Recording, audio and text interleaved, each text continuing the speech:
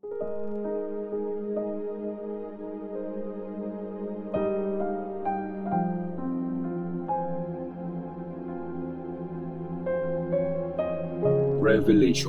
Chapter 14. Ang tupa at ang mga niligtas.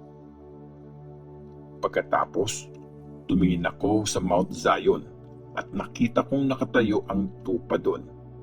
Kasama niya ang 144,000 na tao at nakasulat sa noo nila yung pangalan ng tupa at ng tatay niya.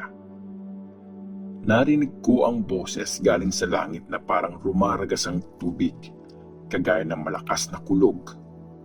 Parang music din ito na galing sa mga tumutugtog na mga harps.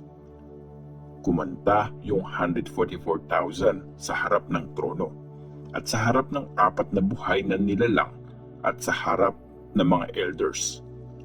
Bagong kanta yun at hindi matututunan ng kahit sino, kundi sila lang ng mga niligtas na sa mundo. Sila yung mga lalaking hindi nadungisan ng dangal. Mga virgin sila. Hindi sila nagkaroon ng sexual na relasyon sa mga babae. Sumusunod sila sa tupa kahit saan siya pumunta. Sa lahat ng tao sa mundo, niligtas sila para sila ang mga unang i-offer sa Diyos at sa tupa. Never silang nagsinungaling. Walang mapipintas sa kanila. Ang tatlong angels. Nakita ko ang isa pang angel na lumilipad ng mataas sa langit. Dala niya ang walang hanggang mensahe na magandang balita na i-a-announce niya sa lahat ng tao sa mundo, sa bawat lahi, tribo, language at bansa. Sinigaw ng angel, "Matakot kayo sa Diyos at bigyan niyo siya ng papuri kasi dumating na ang oras na i-judge niya ang lahat. Sumamba kayo sa Kanya. Siya ang gumawa ng langit at lupa, dagat at mga bukal ng tubig." May pangalawang angel na sumunod at sinabing, "Bumagsak na! Bumagsak na ang Great Babylon. Pinainom niya ng alak ng kahalayan niya ang lahat ng mga bansa." At meron pang isang angel na sumunod sa kanila.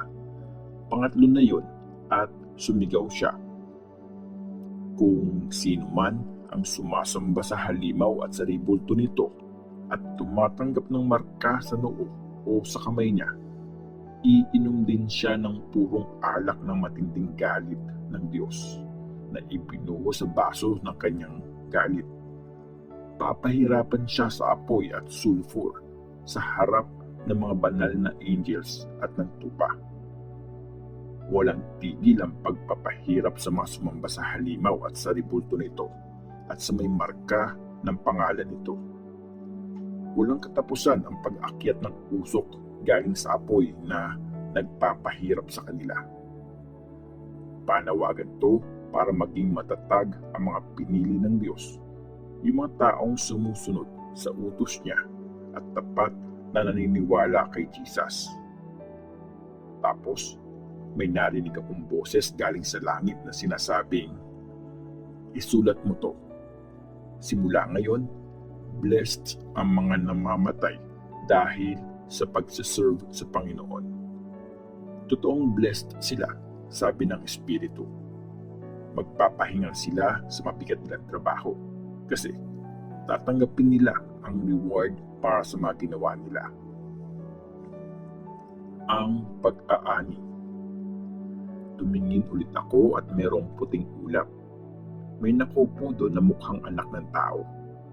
Meron siyang koronang ginto at may matalas na karit sa kamay niya.